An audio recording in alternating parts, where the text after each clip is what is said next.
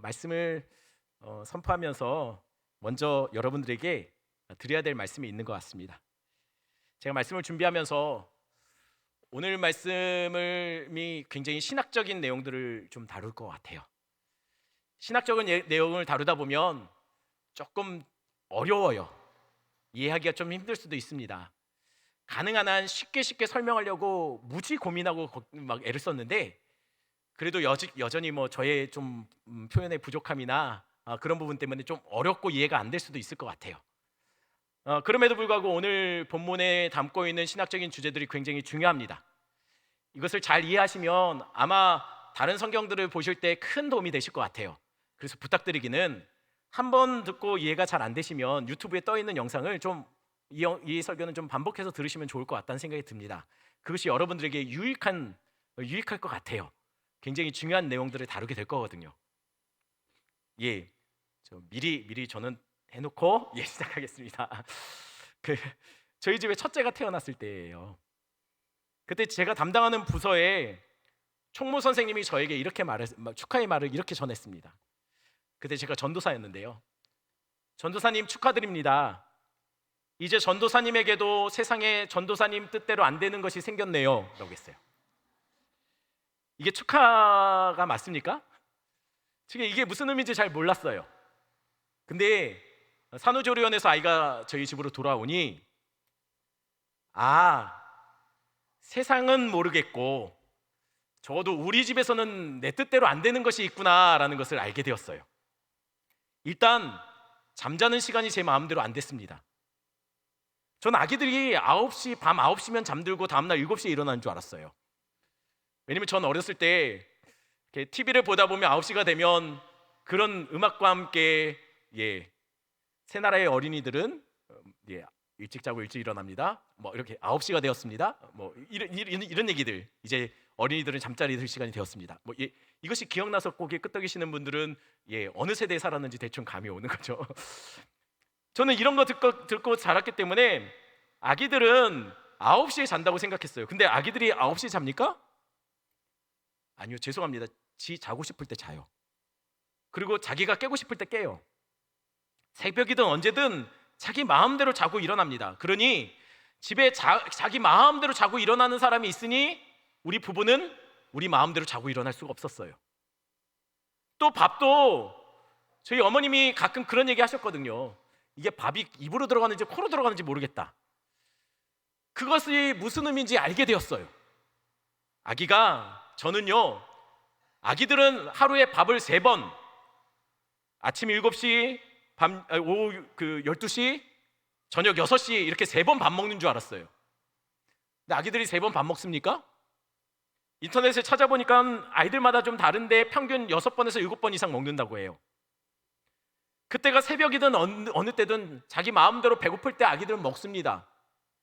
그러니 사실은 좀 아이가 눈치가 있으면 부모들 생각해서 좀 부모들 밥 먹을 때 좀 맞춰서 먹어주면 좋은데, 그렇지 않아요. 얘네들은 타협이 없어요. 결국 자기 시간대에 우리가 맞춰줘야죠.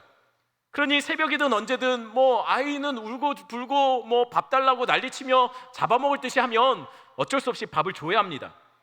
우리 집에 내 마음대로 안 되는 존재가 생기니 뭐 이것저것 제한적인 것들이 많이 늘더라는 것이에요. 그런데 세상에 자기 마음대로만 하던 이 녀석에게 드디어 세상에 자기가 뜻한 것, 자기 마음대로 안 되는 것이 있다는 것이 그 아이가 알게 되는 때가 왔습니다. 그때가 언제일까요? 자기 마음대로 하던 아이가 세상에 자기 마음대로 안 되는 것이 있다는 것을 인정할 수밖에 없던 그때 둘째가 태어났습니다. 둘째가 태어나니 이 아이가 세상에 자기가 마음대로 다 되는 것은 아니다라는 것을 깨달았죠. 첫 번째로 그 아이가 실감하게 되었던 것은, 그 전까지는 엄마가 자기 독차지였는데 자기 마음대로 했었는데 이제 엄마를 마음대로 할 수가 없는 거예요. 그러면 어떻게 합니까? 아쉬운 대로 이전에는 거들떠보지 않았던 아빠랑 놀게 되었죠. 그래서 아이들 중에는 그런 아이들도 있죠. 부모 몰래 막 이렇게 아이를 꼬집고 밀고, 또는 더 관심 가져달라고 더 아기처럼 떼쓰고 어리광 부리는 아이들이 생기는 거죠. 여러분, 오늘 본문에 보니까 내 마음대로 되는 동생과 내 마음대로 할 수 없는 형님이 서로 갈등하는 장면이 나옵니다. 누굽니까? 이삭과 이스마엘이에요. 도대체 둘 사이에 어떤 일이 벌어졌는 걸까요?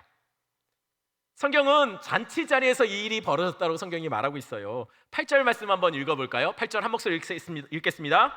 아이가 자라매 젖을 떼고 이삭이 젖을 떼는 날에 아브람이 큰 잔치를 베풀었더라. 잔치가 열렸는데 어떤 잔치입니까? 제가 뭔지 모르겠지만 제가 잘못했습니다. 왜 대답을 안 하십니까? 예, 잔치가 어떤 잔치가 열렸죠? 젖을 때는 그날을 기념해서 잔치가 벌어졌어요. 근데 이게 우리에게 낯설죠? 아니, 젖을 뗐다고 잔치를 벌입니까? 혹시 우리 중에 자녀들이 젖을 뗐다고 잔치를 벌인 가정이 있습니까? 없죠? 젖을 떼는 게 뭐 그렇게 대단한 겁니까? 그러니 이해가 잘 안 돼요. 그래서 어떤 설교자들은 종종 이 본문을 갖고 그렇게 설교도 합니다. 이게 이삭이 아브람과 사라에게 얼마나 소중한 존재였는지를 보여주는 한 단면이 되었다는 거예요. 유별나지도 않은, 특별하지도 않은 것을 굉장히 특별하게 기념한 것을 보면 아브람과 사라가 이삭을 굉장히 아꼈다는 것이죠. 여러분, 근데 이것이 맞습니까? 아니에요. 이거는 당시의 문화에서 좀 이해하셔야 합니다. 당시 고대 근동은요, 유아 사망률이 굉장히 높았어요. 아기가 태어나서 얼마 있다가 많이 죽었습니다. 그래서 아기가 젖을 뗀다는 얘기는 무엇일까요? 그것은 곧 더 이상 부모가 손을 더 이상 안 쓰고 긴장 많이 안 해도 되는, 말하자면 위험한 시기는 용케 잘 버텨낸, 이젠 조금 안심해도 되는 시기가 되었다는 의미예요. 우리나라에도 이와 비슷한 것이 있죠? 뭡니까? 100일이요, 100일. 유아 사망률이 높을 때, 의료가 그렇게 뛰어나지 않았을 때 생후 100일까지 좀 잘 버텨낸 아기들은 이제는 좀 안심해도 된다는 의미로 100일 잔치를 열었지 않습니까? 말하자면 이삭이 젖을 떼고서 그 잔치를 벌인 것과 100일 잔치는 같은 의미라는 거예요. 당시에 이것이 좀 그렇게 낯설지 않은 장면이었다는 것이죠. 이삭이 젖을 뗀 날 잔치를 벌였습니다. 그렇다고 여러분들 오해하시면 안 됩니다. 아, 이때쯤 이삭도 한 100일쯤 지났을까? 생각하시면 안 돼요. 왜냐면 고대 근동의 자료를 보면은요, 당시에는 대충 한 아이가 3살쯤 또는 5살쯤 됐을 때, 요 기간에 주로 젖을 뗐다 해요. 그러면은 이 3살에서 4살, 5살 정도 되는 나이면은 딱 지금으로 말하면 어느 정도 나이죠? 어린이집 보내는 나이. 맞죠? 어린이집 갈 나이 정도 돼요. 이 정도면 정말 말귀를 좀 알아듣기는 하는데 말은 안 듣는 나이. 그냥 괜히 이유 없이 한 대 쥐어받고 싶은 아주 미운 3살, 4살 이때예요. 자기 마음대로만 하려고 하는 나이. 우리 막내가 딱 요 정도였을 때 일입니다. 생일이 돼서 생일 케이크를 놓고 초를 꽂아놓고 불을 끄고 촛불을 켰습니다. 그리고 생일 축하합니다 노래를 부르고 제가 후 하고 불을 껐어요. 어떤 일이 벌어졌을까요? 난리가 났어요. 막 울고 불고, 왜 아빠가 촛불을 껐냐고, 왜 생일인데 왜 촛불을 껐냐고. 당황스럽게도 그날이 제 생일이었습니다. 제 생일이었는데 제 생일 케이크를 제가 촛불을 껐다고 난리를 난 거예요. 그래서 어떻게 했을까요? 다시 불 끄고 다시 촛불 켜고 다시 생일 축하 노래 불렀어요. 그랬더니 누나들의 표정이 어땠는지 혹시 아십니까? 누나들의 표정이 뭐 저런 게 다 있나, 지 마음대로 다 하고서 눈으로 욕하는 거 있잖아요. 그런 표정을 짓고 있었어요. 딱 오늘 본문의 이삭이 그 나이였어요. 딱 얄미운 나이, 한 대 쥐어받고 싶은 나이, 말귀를 알아듣긴 시작하지만 말은 안 듣는 나이, 자기 중심으로 모든 게 돌아가야 되는 나이. 게다가 이 잔치의 주인공이 누굽니까? 오늘은 이삭이에요. 심지어 이삭은 부잣집 아들이에요. 부잣집 아들, 저는 부자였던 적이 없어서 잘 모르지만 부잣집 아들은 주로 좀 약간 깍쟁이 같지 않습니까? 그것도 울트라 초특급 늦둥이에요. 혹시 이삭만큼 더 늦둥이를 낳아본 적이 있습니까? 없으시죠? 그러니 이날 분위기가 어땠을까요? 짐작이 가시지 않습니까? 한마디로 이날 이삭을 위한 파티가 열리고 있는 거예요. 만약 이날 이삭이 스테이지에 서서, 무대에 서서 어린이집에서 배워온 곰 3마리를 율동과 함께 곰 3마리가 막 이렇게 불렀다면 아마 반응이 어땠을까요? 막 별로 잘하지 못해도 막 어른들이 너무 아유 이쁘다 하면서 막 박수치면 앵콜하고 막 주머니에서 용돈을 막 아낌없이 꺼냈을 거예요. BTS 공연이나 뭐 별반 리액션은 다르지 않았을 거예요. 열기가 다르지 않았을 겁니다. 여러분, 다들 이삭 하나로 웃고 떠들고 기뻐하고 있어요. 그런데 문제는요, 그 잔치 자리에 눈으로 욕하는 사람이 있죠. 함께 웃고 함께 기뻐하지 못하는 한 사람, 누굽니까? 형님이에요. 형님. 동생이 태어나는 순간 세상에 내 마음대로 안 되는 것이 있다는 것을 깨닫게 된 그 형님. 딱 내가 이삭의 자리였는데 지금 이삭이 그 자리에 앉아서 나는 이삭과 함께 웃지 못하고 이삭 때문에 마음 힘든 그 형님. 그 형님이 9절에 이런 행위를 해요. 9절 말씀 함께 읽겠습니다. 사라가 본즉 아브라함의 아들 애굽 여인 하갈의 아들이 이삭을 놀리는지라. 여러분, 형님은 분명히 이스마엘입니다. 본문은 그런데 그를 이름으로 소개하지 않고 이렇게 소개하고 있어요. 아브라함의 아들. 마치 약간 뭔가 비꼬고 있는 것 같지 않습니까? 또 다른 말로는 애굽 여인, 하필이는 애굽을 붙여요. 애굽 여인 하갈의 아들이라고 말입니다. 이름이 멀쩡히 있는데 간단하게 이름으로 설명하면 다 알겠는데 왜 주변 것들을 설명하면서 이름을 안 알려줄까요? 지금 우리에게 뭔가 자꾸만 힌트를 주는 거예요. 여기서 놀리다라는 말은 원어로 쯔아크입니다. 쯔아크는 여러분, 우리가 여기에서만 나온 것은 아니에요. 이미 우리가 쭉 창세기를 살펴보는 앞장들 속에서도 쯔아크는 나왔어요. 혹시 언제 나왔는지 혹시 여러분 아시겠습니까? 놀리는지라. 하나님이 아브라함과 사라를 찾아왔죠. 그래서 이렇게 약속하셔요. 내년 이맘때 사라가 아들을 낳을 것이다. 그때 아브라함과 사라가 어떻게 했죠? 쯔아크했습니다. 같은 단어예요. 비웃었어요. 놀리는지라가 비웃다, 조롱하다 뭐 이런 뜻이에요. 일부러 오늘 본문과 이전에 그 단어를 일치시키고 있는 것처럼 보여요. 오늘 본문에 이스마엘이 이삭을 쯔아크하고 있습니다. 비웃고 있어요. 그리고 그것을 이전에 쯔아크했던, 이삭의 약속을 들었을 때 쯔아크했던 사라가 보고 있어요. 여러분, 사라가 어떻게 했을까요? 자기도 이삭에 대해서 웃었는데 지금 이삭을 깔보고 있는 그 이스마엘을 보자 사라는 어떻게 했을까요? 못 참는 거예요. 저희 아이들이 놀이터에서 놀 때였어요.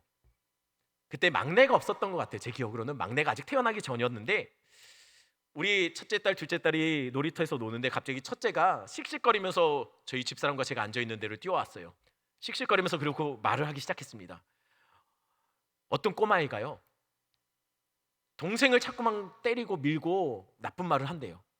밀친대요.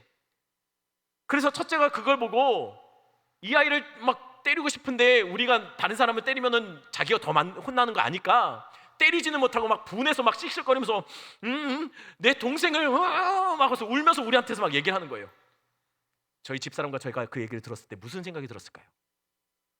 우리 동시에 드는 생각이 있었어요. 그게 뭐였냐면 자기나 잘하지.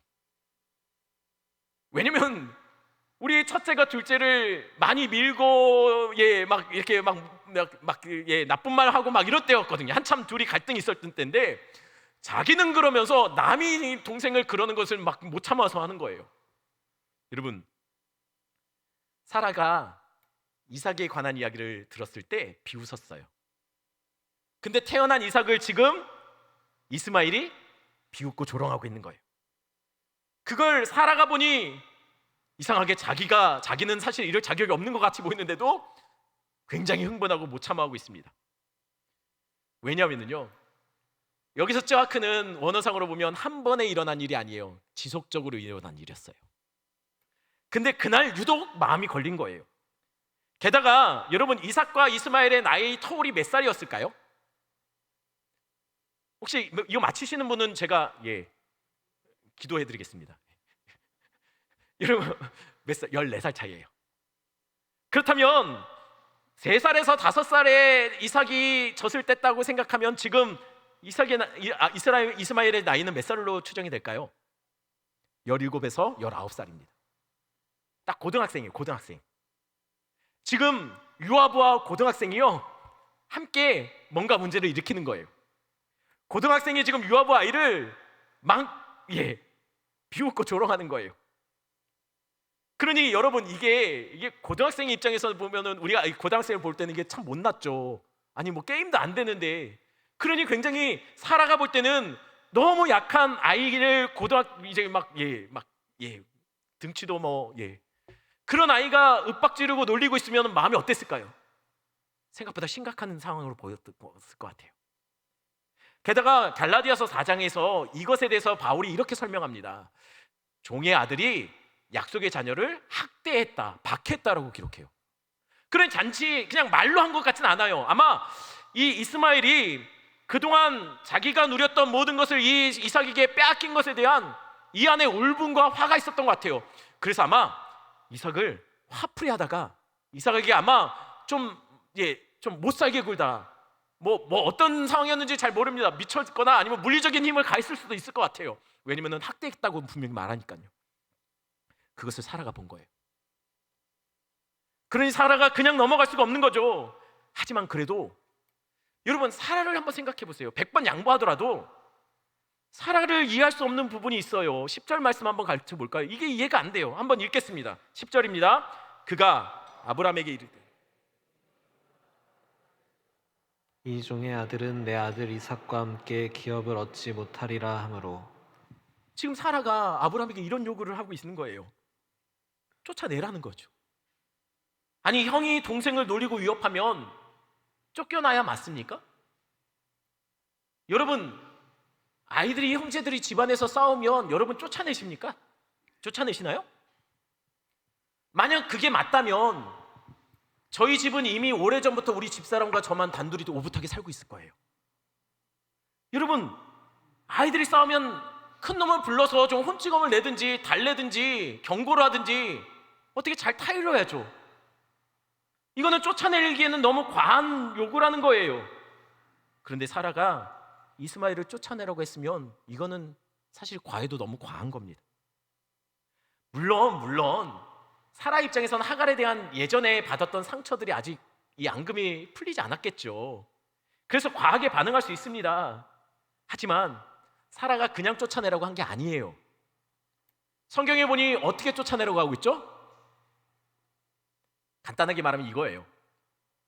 빈손으로 쫓아내래요. 기업을 나눠주지 말고 그냥 쫓아내랍니다. 이건 당시 사회 통념상 받아들일 수 없는 제안입니다. 왜냐하면 당시의 주변 나라들의 고대 근동의 문서들을 보면 법전이 좀 나와요. 그 법전에 보면 어떤 기록들이 있냐면 당시의 종의 아들이라도 아들로 인정했다면, 주인의 아들로 인정했다면 진짜 아내를 통해 낳은 아들과 함께 재산을 나눌 때 공평하게 나누라고 그렇게 법전에 기록되어 있어요. 그러니 당시 주변 나라들은 당연히 종의 아들도 한때 아들로 생각했지 않습니까? 그러니 재산을 공평하게 나눠야 맞아요. 이거는 사실 아브라함의 성정상 이거는 받아들일 수 없죠. 왜냐면 우리가 아브라함을 잘 알잖아요. 나그네도 그렇게 지극정성 섬기는 아브라함이 자기 아들을 빈손으로 내보내라는 이 제안이 썩 마음에 잘 와닿겠습니까? 그러니 이거는 사라가 이번에는 좀 해도 너무한 거예요. 문제를 너무 키우는 거죠. 그냥 혼찌검 내면 끝날 일을 왜 쫓아냅니까? 그런데 여러분 도저히 이해할 수 없는 일이 계속 벌어져요. 12절 말씀이에요. 제가 12절 읽어드릴게요. 하나님이 아브라함에게 이르시되 내 아이나 내 여종으로 말미암아 근심하지 말고 사라가 내게 이른 말을 다 들으라. 이삭에게서 나는 자라야 내 씨라 부를 것임이니라. 여러분 이게 이해가 되나요? 하나님이 이 문제를 정리해 주세요. 근데 그 정리하신 게 어떤 겁니까? 사라 말 들으라는 거예요. 사라가 말한 대로 쫓아내라는 거예요. 아니 어차피 쫓아낼 것을 왜 그러면은 예전에 하갈이 사라의 핍박에 못 이겨서 도망쳤을 때 왜 돌아오라고 했나요? 어차피 다시 지금 쫓아내실 거면서. 그래 이해가 안 된다는 거예요. 아니 왜 이렇게 매정하게 구실까요? 이건 우리가 알고 있는 하나님의 모습이 아니잖아요. 지금 뭐 몰래카메라인가요? 여러분, 하나님 이러시면 안 되는 거 아닙니까? 아무리 봐도 하나님이 이해가 잘 안 돼요. 자, 여러분, 성경에 보면 종종 우리 편에서 이해가 안 되는 게 있습니다. 그러면 그거는 어떻게 우리가 이해할 수 있을까요? 성경에서 우리 편에서 이해 안 되는 경우들은요, 우리 편에서 이해하시면 안 됩니다. 이게 무슨 말이냐면, 성경이 종종 우리를 향해서 우리를 대상으로 기록된 것이 아닌 본문들이 있어요. 그런 본문을 우리 편에서 이해하려고 하면 이해가 안 돼요. 그러면은 이 본문은 어떻게 이해해야 될까요? 이 본문은 누구에게 쓰여졌나, 그 사람의 입장에서 이해하셔야 돼요. 그러면 오늘 본문의 독자는 누굽니까? 오늘 본문 누구에게 쓴 책이죠? 창세기는 누구에게 쓴 책입니까? 예, 제가 잘못했습니다. 예. 누구에게 쓴 책이죠? 제가 이거 설교 때 굉장히 많이 말했는데 몰라서 그러는 거 아니죠? 그냥 제가 잘못해서 그런 거죠. 여러분, 누구한테 썼냐면 모세가 광야의 이스라엘 백성에게 쓴 책이에요, 창세기는. 근데 그냥 광야의 이스라엘 백성이 아닙니다. 애굽에 종 살았던, 그곳에서 나와서 광야에 지금 지내고 있는 이스라엘 백성, 그리고 앞으로 이스라엘 백성을 위해서 뒤에서 태어날 자들을 위해서 쓴 책이 모세오경이에요. 그렇다면 오늘 본문은 우리 편에서 생각하지 말고, 우리가 마치 광야에 있었던 것처럼, 마치 얼마 전에 우리가 종살이했다 나왔던 사람처럼 그렇게 생각하고 그들의 입장에서 본문을 이해해야 이해가 된다는 거예요.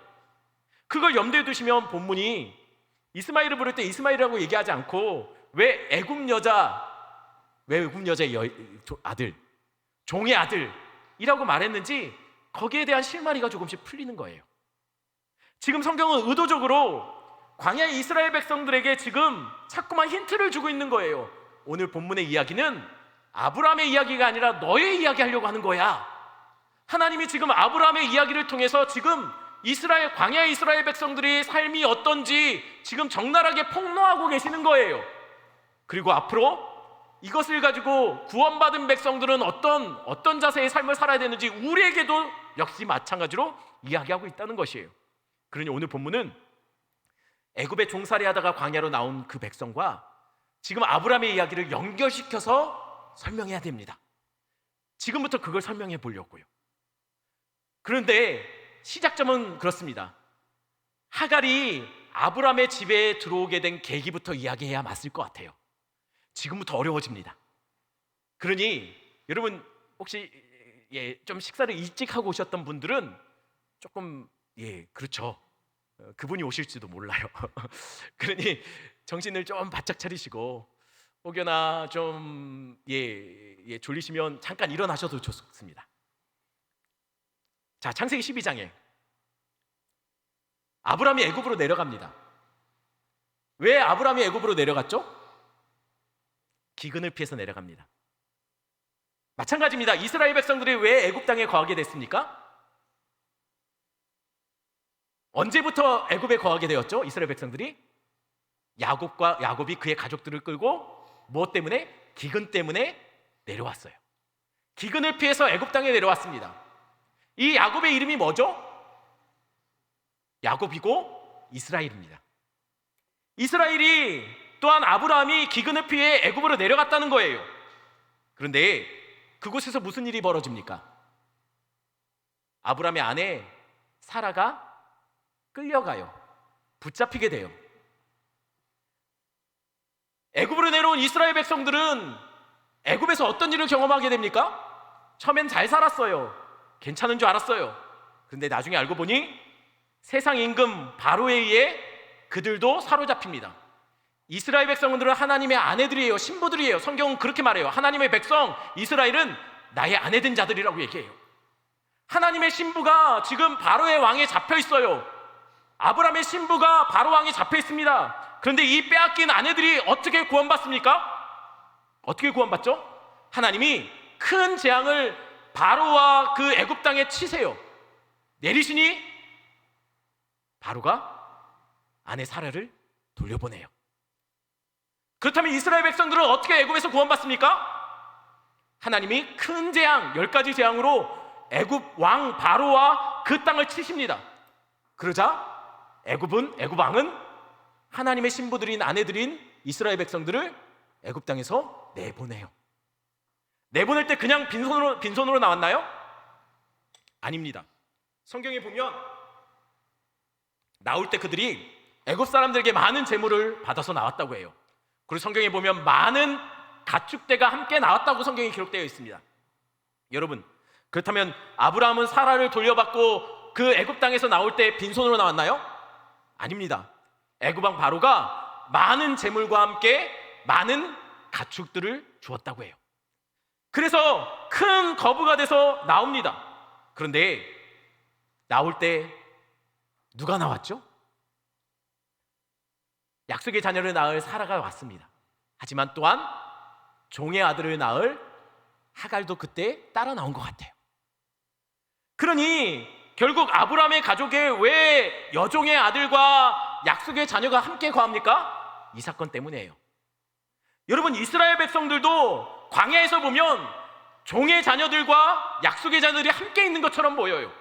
이들이 함께 있어도 사실 처음엔 별 문제가 없습니다. 근데 문제는요, 갈수록 약속의 자녀들이 성장하니 장성해져하니 이 안에 다툼이 일어나고 약속의 자녀들이 지금 종의 자녀들에 의해서 핍박받고 학대받는 일이 벌어지더라는 거예요. 마치 바리새인들이 마치 진짜 약속의 자녀로 태어나신 이 땅에 오신 예수 그리스도를 박해하고 학대하여 십자가에 못 박는 것처럼 말입니다. 여러분, 지지난주에 하나님이 아브라함을 이렇게 부르셨어요. 나의 선지자라고요. 여러분, 아브라함이 선지자 맞습니까? 우리가 알고 있는 선지자의 모습은 어떤 삶을 살아야 선지자답나요? 선지자는 어떤 일을 하죠? 하나님의 말씀을 세상에 선포합니다. 하나님의 뜻을 알리는 것이 선지자의 역할이에요. 근데 아브라함이 그런 역할을 했습니까? 우리가 볼 때는 안 했어요. 근데 하나님은 그는 나의 선지자라고 얘기해요. 왜 아브라함이 선지자입니까? 지금 아브라함의 삶이 무엇을 보여주고 있나요? 하나님이 앞으로 하실 일들을 보여주고 있는 거예요. 하나님의 뜻을 지금 아브라함이 삶으로 나타내 보이고 있는 거예요. 지금 아브라함이 지금 애굽에 내려갔다 그 이후에 어떤 삶을 살아가고 있느냐가 결국 그 모습 속에서 지금 무엇이 보입니까? 앞으로 이스라엘이 어떤 삶을 살게 될지, 어떻게 약속의 땅을 차지하게 될지 하나님의 뜻이, 하나님의 계획이 아브라함의 삶을 통해서 드러나고 있다는 것이에요. 그래서 그가 선지자인 거예요. 그렇다면 그의 삶을 보면 역시 우리도 어떻게 구원을 받을지 알 수 있는 거예요. 하나님의 계획이, 우리를 향한 계획이, 구원의 계획이 어떻게 완성됐는지 알 수 있다는 것이죠. 그러니 오늘 두 아들이 어떤 아들인지 그 아들이 갖고 있는 상징적인 의미를 한번 다루어야 될 것 같습니다.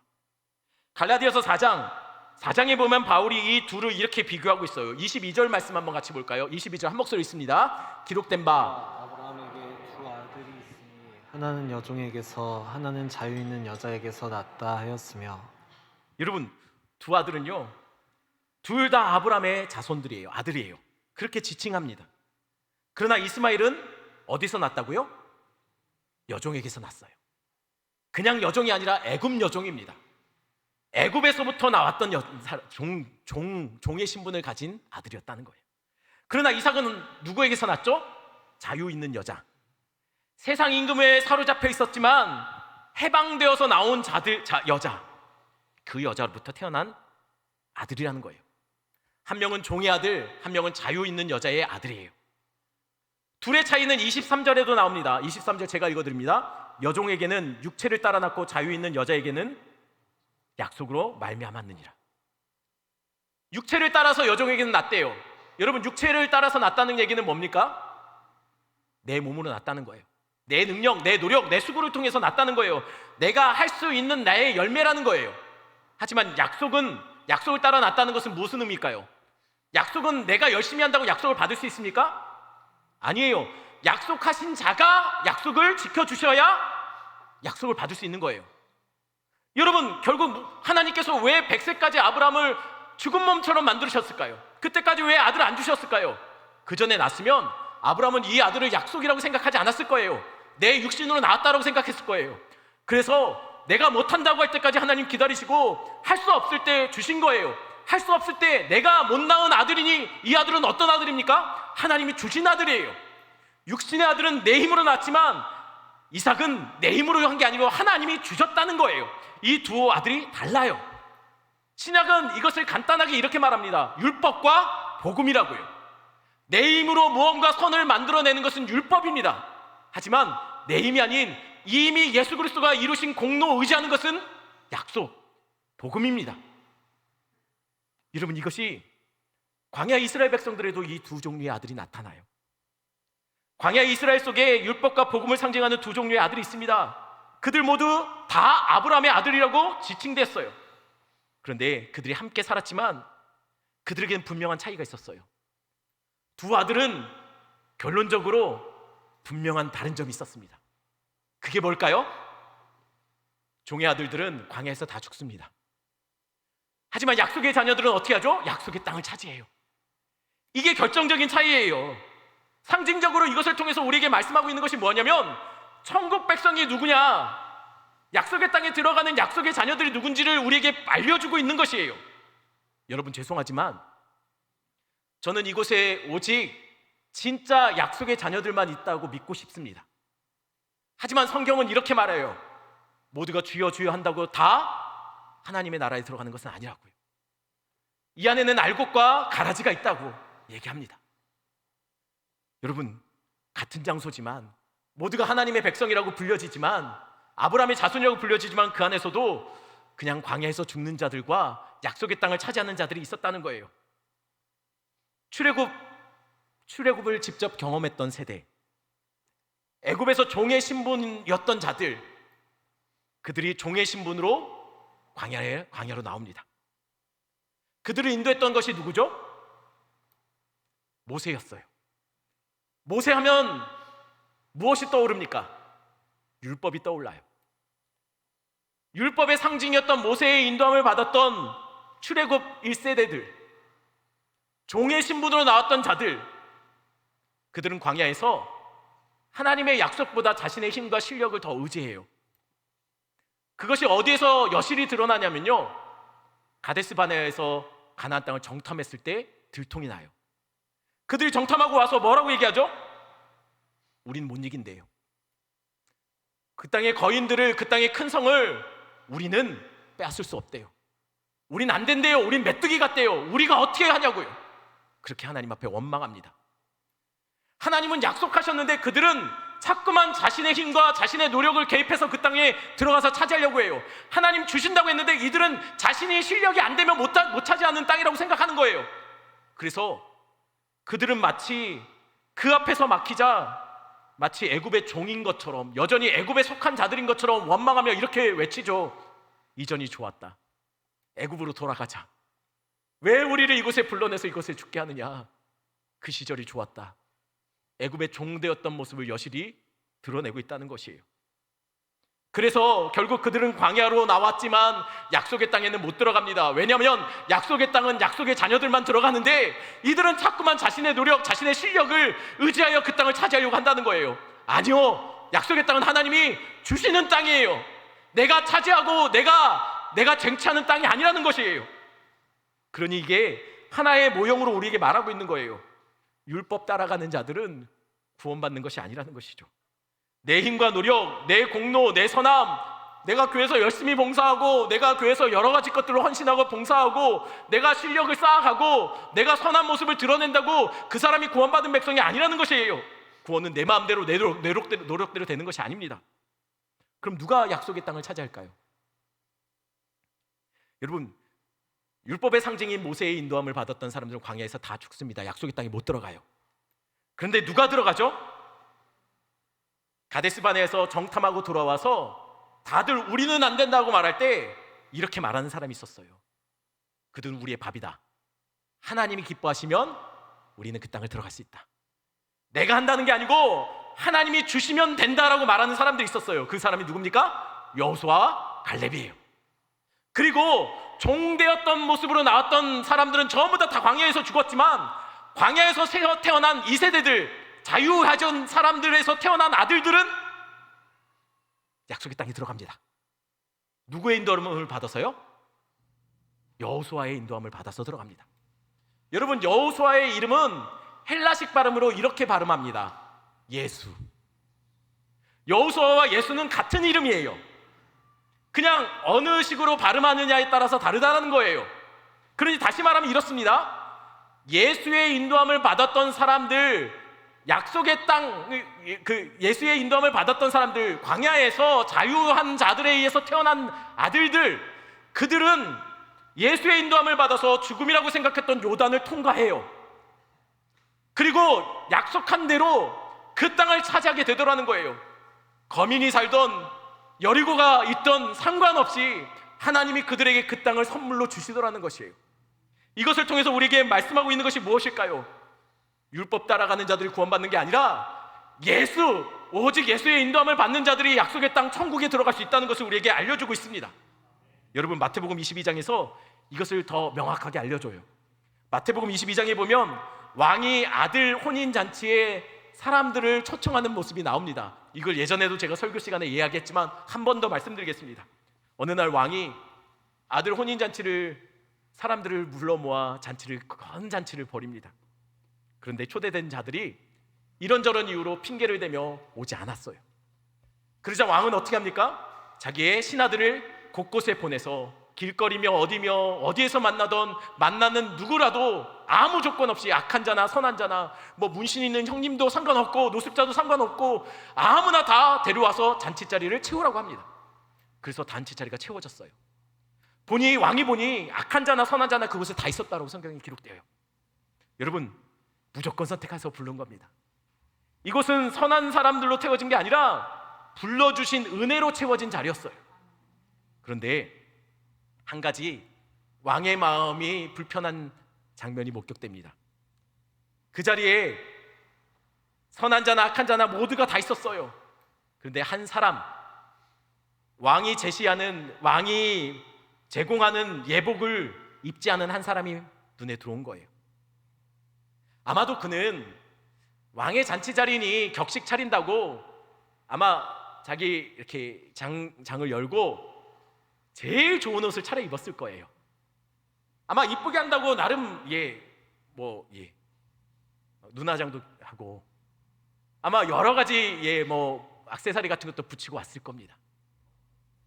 왕이 마련한 잔치자리니 격식에 맞게 자기 갖고 있는 최고의 옷을 입고 그 잔치자리에 나왔을 겁니다. 그런데 문제는 왕이 원하는 예복이 아니라는 거예요. 그래서 그는 결국 어떻게 되었을까요? 마태복음 22장 13절 말씀 우리 한번 같이 읽어볼까요? 임금이 사환들에게 말하되 그 손발을 묶어 바깥 어두운 데에 내던지라. 거기서 슬피 울며 이를 갈게 되리라 하니라. 아니, 죄인도 된다면서요. 아니, 거리에 노숙자나 거지들도 다 이곳에 와 있는데 왕은 지금 누굴 쫓아내고 있나요? 나름 멋들어지게 입고 온 사람을 쫓아내고 있어요. 왜요? 예복이 아니라고요. 그래서 결국 잔치자리에서 그는 쫓겨나고 슬피 울며 바깥에서 이를 갈고 있는 거예요. 아내는 잔치자리로 모두가 함께 기뻐하고 있는데 왕의 아들의 잔치로 인하여서 다른 모든 사람이 함께 웃는 자리에서 그만 홀로 쫓겨나서 바깥에서 울고 있더라는 거예요. 이 장면이 마치 오늘 본문을 말하고 있는 것 같지 않습니까? 잔치자리에 이삭과 함께 웃고 떠들고 있는 그 잔치자리에 지금 저주받아서 쫓겨날 운명이 처한 한 사람, 결국 쫓겨나서 약속의 땅 가나안에서 멀리 떠나버릴 수밖에 없는, 그래서 광야에서 헤매다가 한 곳에 자리 잡고 그곳에서 살 수밖에 없는 지금 하갈과 이스마엘의 모습이 지금 이 비유에서 나타나고 있다는 거예요. 왜입니까? 이유는 하나예요. 주인이 주신 옷이 아니기 때문이에요. 자기가 내세우고 그럴듯한 옷을 입어도 하나님이 원하는 것은 정해진 예복입니다.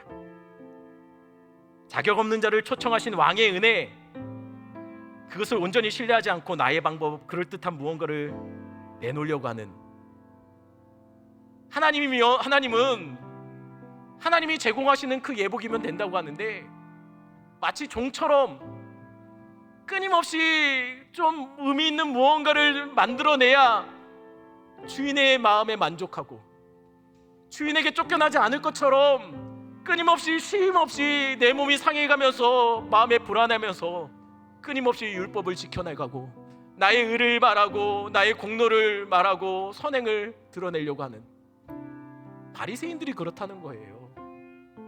어쩌면 교회 안에서도 하나님이 우리에게 제시한 그 예복이 아니라 자꾸만 우리가 그럴듯한 무언가, 봉사를 많이 하고 우리가 섬김을 많이 하고 많은 시간을 교회에 보내고 이렇게 함으로 하나님 앞에 구원받는 하나님의 백성 그 자격을 얻어내려는 몸부림들.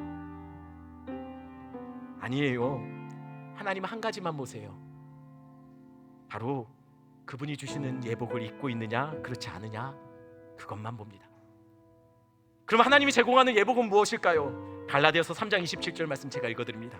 누구든지 그리스도와 합하기 위하여 세례를 받은 자는 그리스도로 옷 입었느니라. 여러분, 우리가 입고 우리의 죄인, 자격되지 않은 우리, 마치 형편없는 불황아처럼 얼떨결에 잔치자리에 참여한 우리가 감히 그 잔치자리에 당당히 설 수 있는 이유가 뭡니까? 예수 그리스도로 옷 입었기 때문이에요. 우리가 보여줄 수 있는 대단한 무언가가 아니라 예수 한 분, 그분으로 우리가 감추어지고 가려졌기 때문이에요. 계시록에 보면 약속의 땅인 천국에 어린 양의 혼인잔치가 열렸는데 그곳에 수많은 사람들이 흰옷을 입고 있다고 성경이 기록하고 있어요. 근데 그 흰옷의 정체를 이렇게 말합니다. 어린 양의 보혈로 깨끗이 씻겨졌다라고요. 여러분, 우리가 입어야 될 옷이 뭡니까? 우리의 공로, 내 자랑, 내 선행, 그것이 아니에요. 종처럼 쉼 없이 주인에게 인정받기 위해 무언가를 자꾸만 만들어내야 되는 무언가가 아닙니다. 율법이 나를 약속의 땅으로 인도하지 않습니다. 우리가 오직 하나님 앞에 붙잡고 나가야 될 것은 우리 같은 죄인 살리신 그 십자가의 보혈. 우리는 죄 많고 부족하고 형편없는 존재인데 그럼에도 불구하고 그 피 묻은 그 세마포에 가려주신 은혜. 원수됐던 우리도 하나님의 자녀인 듯 그 아들의 옷으로 덮어주시고 이미 십자가에서 이루신 그 구원으로 우리를 약속의 땅까지 인도해 주시는 그 은혜, 우리 그거 붙잡고 가면 되는 거예요. 우리가 무언가를 해서 하나님 앞에 하나님의 백성의 자격을 얻는 것이 아니라 이미 구원받은 은혜가 너무 좋아서 즐거이 헌신하고 기쁨으로 우리의 삶을 주님 앞에 드리는 거죠. 그러니 꼭 이곳에 매번 반복되어지는 죄의 습관 때문에 무너진, 너무 하나님 앞에 설 때마다 부끄러운 모습으로 내가 정말 하나님의 백성인가 의심되는 분들, 흔들리는 분들 괜찮습니다. 이거 하나만 기억하세요. 예수 그리스도 그분이면 충분합니다. 상처 입은 영혼, 나조차 나를 사랑하지 못하고 매번 부끄럽고 여러 가지 깨어지고 부서진 모습으로 교회 올 때마다 사람들의 시선이 무서운 사람이 이곳에 계십니까? 우리의 그 큰 문제도 예수 그리스도면 충분합니다.